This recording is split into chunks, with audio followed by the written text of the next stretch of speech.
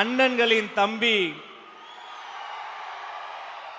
தலைவர் மட்டுமல்ல, எங்கள் குடும்பத்தின் தலைமை தொண்டர், மாண்புமிகு முதலமைச்சர் அண்ணன் சி ஜோசப் விஜய் அவர்களே, வருக, தலைமை உரை தருக.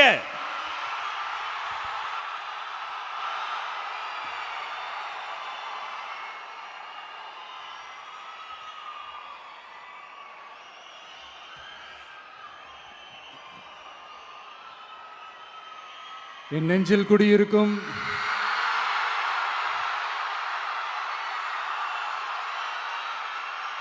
கரூர் சொந்தங்கள், உங்கள் அனைவருக்கும் என்னுடைய வணக்கம்.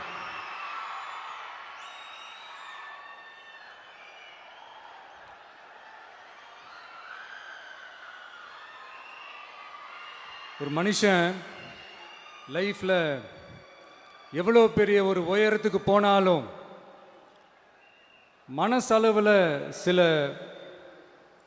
வலிகள், காயங்கள், அதை மறக்க முடியாது இல்லையா? எல்லார் லைஃப்லையும் அப்படி தான், நமக்கும் அப்படி தான். நிறையா வலிகள், காயங்கள் எல்லாத்தையும் தாண்டி தான் வந்திருக்கிறோம். ஆனால் எல்லாத்தையும் விட ரொம்ப ஜாஸ்தியான அந்த வலியும் அந்த காயமும் எனக்கு அந்த கரூர் சம்பவம் தான்.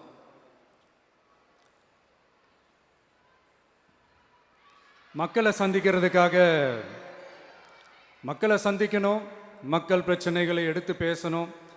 அதுக்காக தான் அந்த மக்கள் சந்திப்பு பயணத்தை தொடங்கி திருச்சி, அரியலூர், நாகப்பட்டினம், திருவாரூர், நாமக்கல், கரூர் அப்படின்னு சொல்லிட்டு போயிட்டு இருந்தோம். அரியலூரில் அந்த மீட்டிங் முடிச்சுட்டு பெரம்பலூர் போகிறதுக்கு முன்னாடி அந்த பெரம்பலூர் போலீஸ் எங்களை அலர்ட் பண்ணாங்க. சரிங்க, கூட்டம் கொஞ்சம் ஜாஸ்தியாக இருக்குது, லேட் ஆகிடுச்சு, வராதிங்க அப்படின்ட்டு. So we had no choice. Police சொன்னால் நம்ம அதை ஒபே பண்ணி தானே ஆகணும். அதே நேரத்தில் பெரம்பலூர் மக்களோட அந்த சேஃப்டியும் மைண்டில் எடுத்துக்கிட்டு ஒரு மன வலியோடவே திரும்ப போயிட்டோம். அதுக்கப்புறம் பெரம்பலூர் தொகுதி மக்களுக்கு மன்னிப்பும் கேட்டோம். அதே மாதிரி நாமக்கல் அந்த மீட்டிங் முடிச்சுட்டு கரூர் வரும்போது அந்த கரூர் போலீஸ் எங்களை அலர்ட் பண்ணியிருக்கலாம்ல.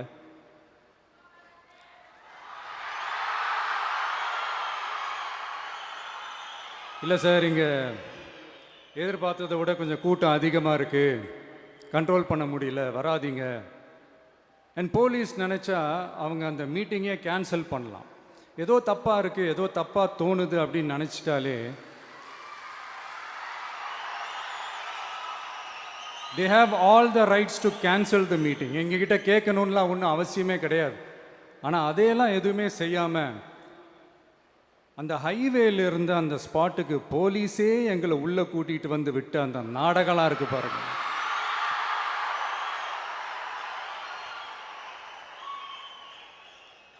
நம்பிட்டேங்க, முழுசாக நம்பிட்டேன். அன்னைக்கு இருந்த அந்த கரூர் போலீஸ் பேசும்போது தேங்க்ஸ்லாம் சொன்னேன் அவங்களுக்கு. எனக்கு தெரியாது இப்படி ஒரு நாடகம் நடக்கும்.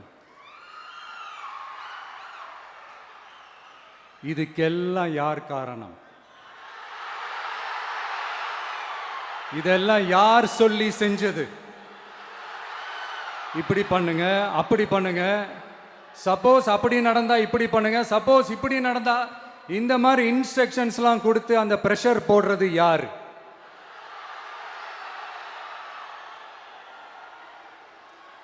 அந்த சம்பவத்தில் நம்ம யாரெல்லாம் இழந்திருக்கோம் தெரியுமா? ஒரு டிவியில் என் படமோ பாட்டோ வந்துச்சுன்னா, அம்மா விஜய் மாமா, அம்மா விஜய் மாமா அப்படின்னு சொல்லி அவங்க அம்மா கிட்ட சிரிச்சுக்கிட்டு அந்த டிவி ஸ்க்ரீனை போய் தொட்டு முத்தம் கொடுத்துக்கிட்டு என் அக்கா தங்கச்சிங்களோட தங்க பிள்ளைகளை இழந்திருக்கோம்யா. மழலை கூட சரியா வராதப்போ ஒரு பேப்பர் மேகசினில் என் ஃபோட்டோவை பார்த்தா அதை சிரிச்சுக்கிட்டு அந்த கள்ளங்கபடம் இல்லாத அந்த சிரிப்பு, அந்த கடவுள் மாதிரி இருக்கிற அந்த பச்சை பிள்ளைங்களை இழந்திருக்கோம்யா. என் அக்கா தங்கச்சி, அண்ணன், தம்பி, குடும்ப உறவுகளை இழந்து அந்த வலியோட இருக்கிற என்ன நீங்க ஏளனமா பேசுறீங்களா? என் மேல பழிய தூக்கி போடுறீங்களா? இப்படி ஒரு சம்பவம் நடந்துருச்சு. இது ஏன் எதனால அதுக்கான பின்னணி என்னன்ட்டு அந்த வலியோட வீட்டில் உட்கார்ந்துட்டு இருக்கிறேன். ஓடி ஒளிஞ்சிட்டான்னு வர சொல்றீங்களா? வாய் வாயின்னு ஒன்று இருந்தா என்ன வேணாலும் பேசுவீங்களா?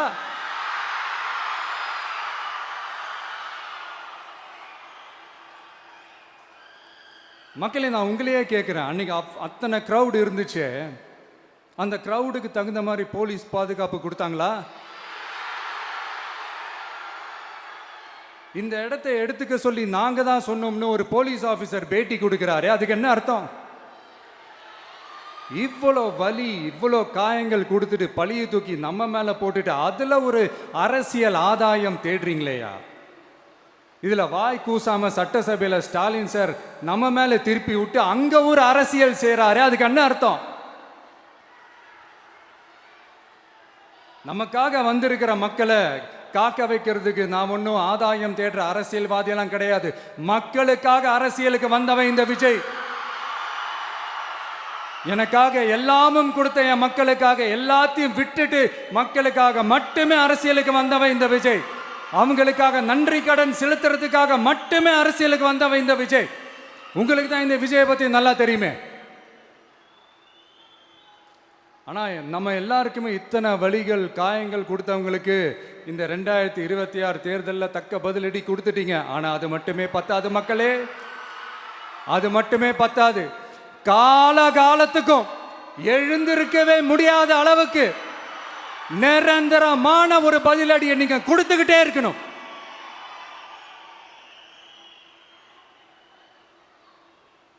இப்படிலாம் பண்ணா நான் மக்களை விட்டு ஓடிடுவேன் நினைப்பா? யார் என்ன ஓடினாலும் நான் மக்களை விட்டு எல்லாம் ஓட மாட்டேன். அன்னைக்கும் சொன்னேன், இன்னைக்கும் சொல்றேன், நாளைக்கும் சொல்றேன், தில்லா சொல்லுவேன், கெத்தா சொல்லுவேன். பணமா ஜனமா அப்படின்னு கேட்டா என் ஜனம் தான்டா எனக்கு முக்கியம்.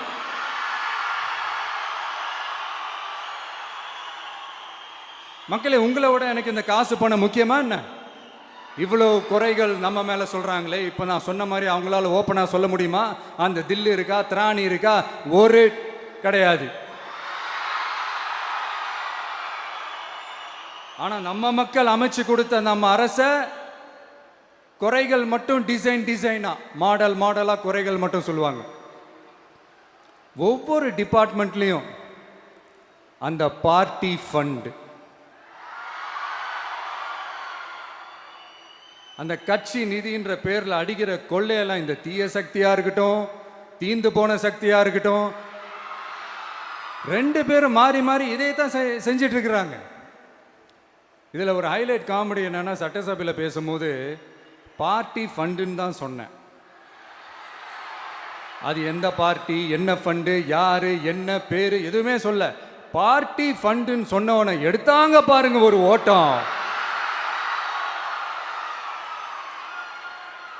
எனக்கே ஃபர்ஸ்ட் புரியல, ஏன்பா ஓடுறாங்க? அப்படி என்ன நம்ம இப்போ சொல்லிவிட்டோம்? அதான் அந்த குற்றம் உள்ள நெஞ்சுக்கு தான் குறுகுறேங்கும்.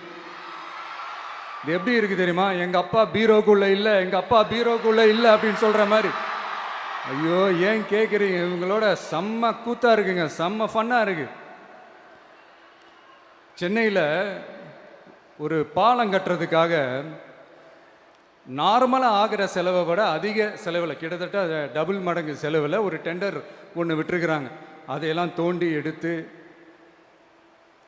அதெல்லாம் இப்போது கண்டுபிடிச்சி கேன்சல் பண்ணியிருக்கிறோம். இன்னும் எத்தனை கோடி ஊழல், எத்தனை லட்சம் கூடல் தோண்ட தோண்ட வருமோ எங்களுக்கே தெரில. ஒவ்வொரு முகமுடியாக கிழியுது. ஐயோ, இந்த விஜய் ஒவ்வொரு கதையாக எடுத்து வெளியில் விட்டுருவான் போலேன்ட்டு திரும்புகிற பக்கம்லாம் கதறல் கதறல் கதறல். காதலேருந்து ரத்தம் வராத குறை. ஆமாம், இப்படி ஊழல்லே ஊறி போனவங்க இப்படி தான் இருப்பாங்க. இந்த 50-55 நாட்களில் அங்கே செஞ்ச சில விஷயங்கள்லாம் சட்டசபையிலே எடுத்து சொன்னேன். பட் இங்கே ஒரு சில விஷயங்கள் சொல்லணும்னு நினைக்கிறேன். இந்த மின்சாரத்துறையில் இதுக்கு முன்னாடி போட முடியாமல் இருந்த அந்த பதவி உயர்வை இப்போ தான் எங்களால் போட முடிஞ்சுது.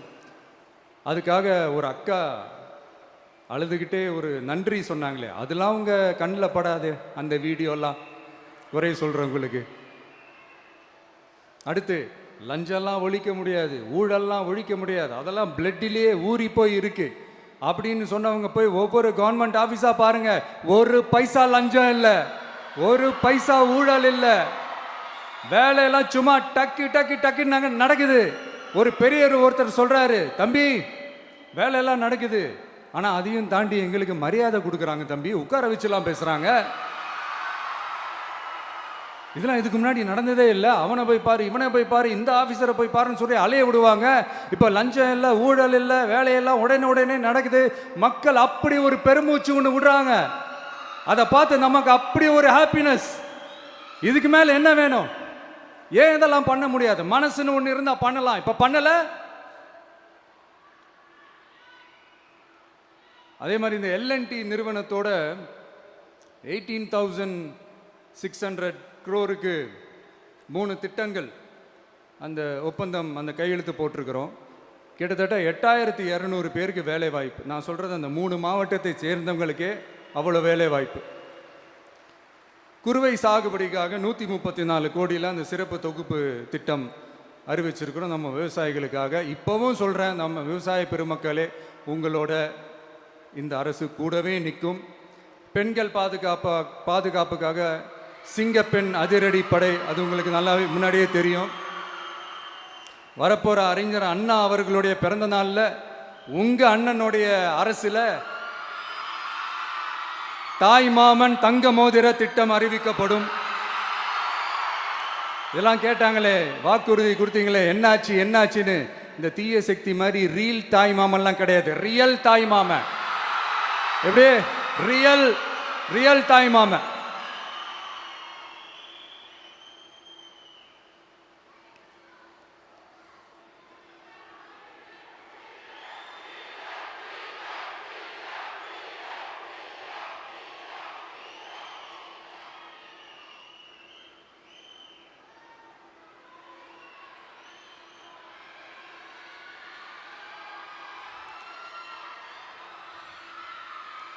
இந்த தீய சக்தியை பற்றி, அவங்க நிர்வாகத்தை பற்றி ஒரு வெள்ளை அறிக்கை ஒன்று வெளியிட்டோம்ல, அது ஷார்ட் அண்ட் ஸ்வீட்டாக சொல்லணுன்னா, ஒரு ஓட்ட பாத்திரத்துக்குள்ளே தண்ணி ஊற்றிக்கிட்டே இருந்திருக்கிறாங்க. பாத்திரம் எம்டியாகவே இருந்திருக்கு, ஆனால் ஊற்றின தண்ணி தான் எங்கே போச்சுன்னு தெரில. கடவுளுக்கு தான் வெளிச்சம். அது மாதிரி இப்போ நம்ம சொன்னதெல்லாம் சும்மா ஒரு சாம்பிள் தான். இன்னும் வரப்போகிற நாட்களில் உங்கள் அரசனுடைய அந்த விஸ்வரூபத்தை நீங்கள் பார்ப்பீங்க. அடுத்து வாயத்தொடங்க சிஎம். அடாடா, உங்கள் சிஎம்ஐ நெஞ்சிலேயே குத்திட்டு வந்தீங்க பாருங்க, அதெல்லாம் வேற லெவல். பேசுங்கன்றீங்க, பேசுனா எந்திரிச்சு ஓடிடுறீங்க. இனிமேல் பேச ஆரம்பிக்கிறதுக்கு முன்னாடி என்ன பண்ணணும் அப்படின்னா, ஒரு நண்பர் ஒருத்தர் சொன்னார், மாண்புமிகு பேரவைத் தலைவர் அவர்களே எல்லா டோரையும் இழுத்து லாக் பண்ணுங்க அப்படின்னு சொல்லிட்டு தான் பேச்ச ஆரம்பிக்கணும் போல் இருக்கு. ஏன்னா பேசிட்டு இருக்கும் போதே எந்திரிச்சு ஓடிடுறாங்க. 5 நிமிஷம் பேசினதுக்கே குளத்தூர்ல கொத்து பரோட்டா போட்டாங்க. இதுக்கு மேலே பேசினா மொத்தமாக முடிஞ்சிடும், பார்த்துக்கங்க. நாம் அரசியல் பேசினா விஜயெல்லாம் அரசியல் பேசலாமா அப்படிங்கிறது. சரிப்பா, நமக்கு எதுக்கு வம்பு, நம்ம பாட்டுக்கு நம்ம வேலையை பார்ப்போம், எதுக்கு அவங்கள பற்றி பேசிக்கிட்டு அப்படின்னு இருந்தால் விஜய்க்கு அரசியலே பேச தெரில அப்படிங்கிறது. இப்படியே மாறி மேகதாது அணையை பற்றி என்ன தெரியும், விஜய் அதை பற்றி பேசலை. இப்படி நம்ம அரசியலுக்கு வந்ததுலேருந்தே ஒரு கூட்டம் குறை மேலே குறையா சொல்லிக்கிட்டு, பாட்டுக்கு பாட்டு கச்சேரி எங்களுக்கும் பண்ண தெரியும், பண்ணலாமா? இந்த மேகதாது அணை சம்பந்தமான அந்த வழக்கில் தமிழ்நாட்டோட பெட்டிஷனை சுப்ரீம் கோர்ட் எப்போ ரிஜெக்ட் பண்ணுச்சு? அப்போ யார் ஆட்சியில் இருந்தா? ஏன் ஒழுங்காக வாதாடல? நீங்கள் ஒழுங்காக வாதாடி இருந்தீங்கன்னா அதை ரிஜெக்ட் பண்ணியிருக்க மாட்டாங்கல்ல. ஏன் ஸ்டாலின் சார் வேணும்னே விட்டுட்டாரா? ஏன் இப்படிலாம் கேள்வி கேட்கலாமா? இப்படிலாம் கேள்வி கேட்டால் தான் மேகதாது அணையை பற்றி பேசுனதா அர்த்தமா? ஏன் அந்த ஸ்டேட்டு சிஎம் பேசுகிறாரு, நீங்கள் ஏன் பேசலை அப்படின்னா, நம்ம ஸ்டேட்டோட உரிமையை எங்கே நிலைநிறுத்தணுமோ அதுக்காக வேலை பார்க்குறது மட்டும்தான் முக்கியம். சும்மா சவால் விட்டுக்கிட்டு சீண்டி பார், நான் யார் தெரியுமா, தொட்டு பார், இப்படிலாம் பேசிக்கிட்டு இருந்தால் வேலைக்கு ஆகாது. சும்மா பேசி பிரச்சனையை வளர்த்துக்கிட்டு யார் மேலேயாவது பழியை தூக்கி போட்டுட்டு அப்புறம் மக்களை அம்போன்னு தெருவில் விட்டுட்டு இப்படி தான் ஒரு அரசியல் பண்ணணும்னா அந்த அரசியல் நமக்கு தேவையும் இல்லை, அதை நம்ம செய்யவும் போகிறதில்ல. Talk less work more mode தான், அதுதான் நம்ம பாலிசியே. அதனால தான் சட்டசபையில் அந்த அரசினர் தீர்மானம்னு சொல்லி ஒன்று கொண்டு வந்தோம். அது எப்படி டு டேக் இட் ஃபார்வர்ட் எப்படி கொண்டு போகணுமோ அதை சரியாக செய்வோம். சென்ட்ரல் கவர்மெண்ட்லேருந்து அந்த டீலிமிட்டேஷனை திரும்ப கொண்டு வர போகிறதா ஒரு பேச்சு ஒன்று அடிபடுது. யார் என்ன டீலிமிட்டேஷன் கொண்டு வந்தாலும் தமிழ்நாடு அது ஒத்துக்காது. நமக்கான இடத்த யாரும் பறிக்கவும் முடியாது, அது பறிக்கவும் விட மாட்டோம். இப்படி நாம் இருக்கும்போது இந்த தீய சக்தி திமுக எங்கே போய் நிற்குது, யார் கதவை தட்டிக்கிட்டு நிற்குது, அது உங்களுக்கே நல்லா தெரியும். மக்களே, இந்த தீய சக்தியும் தீந்து போன சக்தியும் வேறலாம் இல்லை, கூட்டு களவாணிங்க. சொல்ல முடியுமா அவங்களால? எங்களுக்குள்ள ஒட்டும் இல்லை, உறவும் இல்லை, அறிவிக்க முடியுமா, நிரூபிக்க முடியுமா? இந்த வரப்போகிற இடைத்தேர்தலில் அதை நிரூபித்து காட்டுங்க, அப்புறமா பேசுங்க. மக்களை, என் மனசை விட்டு கரூர் எப்பவும் நீங்காது. நமக்கு ஏற்பட்ட வேதனையான சம்பவத்தை, நமக்கு எதிராக நடந்த சதிய சூழ்ச்சிய இனி வர்ற ஜென்ரேஷனும் அவங்களுக்கு தெரியப்படுத்தணும்ல. அதுக்காகவே இனி ஒரு அரசியல் சதிய, அரசியல் சூழ்ச்சிய யாரும் யோசிக்கவே கூடாதுன்றதுக்காகவே கரூரில் ஒரு நினைவு சின்னத்தை நம்ம டிவிகே சார்பா அமைக்கப்படும் அப்படின்றத அறிவிக்கிறோம்.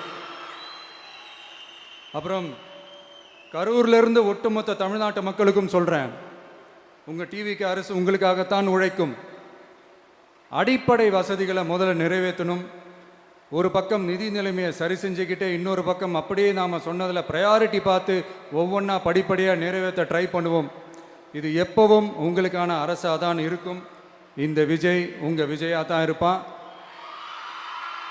நீங்கள் உரிமையோட உங்கள் கவர்மெண்ட்டை நீங்கள் அணுகலாம்.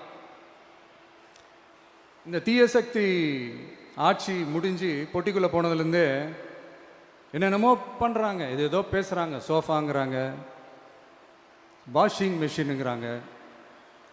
இந்த அரசியல் வியாபாரம் பண்ணுறதுக்கான அந்த வெண்டிங் மெஷினே அவங்க தான். யார்? இந்த திமுக.